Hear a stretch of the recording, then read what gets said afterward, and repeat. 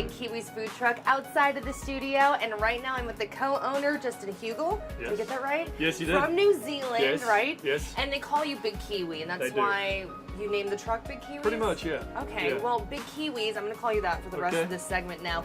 Show me some of your main features and tell me a little bit about what type of food you guys have. Okay, well basically let's talk about the food first and what we really do, the influence of New Zealand. As far as food goes down there, we're influenced by most countries throughout the world.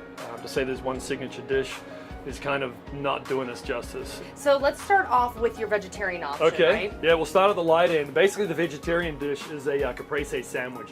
So it's house-made walnut basil pesto, a house-made tomato spicy jam with fresh mozzarella. Serve that on sourdough, and we just let it sit on the grill and let that cheese melt. Press it a little bit, but not too much. Okay, and then the Cubano? Cubano is basically one of our really popular dishes. We take slow roasted pork, and then we slice that almost to like a French fry size. So then when we put it on the flat top, everything gets crispy. Serves that with house-made pickles, ham that we get from a local purveyor here, and then we make a kiwi fruit habanero aioli for it. All done from scratch. Wow, that sounds delicious. And the duck tacos, I heard that's really famous too. The duck tacos are amazing, and that's kind of where that whole Pacific Rim influence comes in. There's an Asian influence in there. We cook the duck in its own fat. We do a confit style, very traditional French style, but we add a lot of Asian spices to it.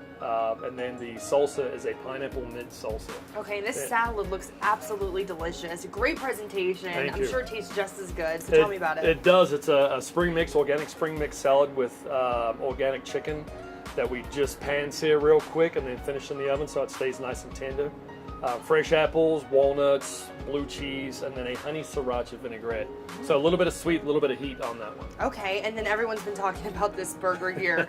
First of all, it looks huge, but then there's an egg and there's beets. Tell me about it. Yeah, it's a good-sized burger. It's kind of like my homage to New Zealand. It's my homage to home. It's a ground beef, and we actually grind pancetta, which is Italian bacon. We grind that back into it. It's served on an arugula salad with a very, very simple dressing. We put beets on there. Beets at home are a big thing on a burger. We do ours a little differently. We roast the beets, then we let them cool overnight. Then we hand dice them, and then we cook them into a chutney. We actually use vanilla bean sugar with that as well. So there's a little bit of sweetness with that, just to kind of highlight the sweetness of the beets. And then it's a fried egg. Got to put a fried egg on it. Oh my gosh, all this sounds absolutely delicious.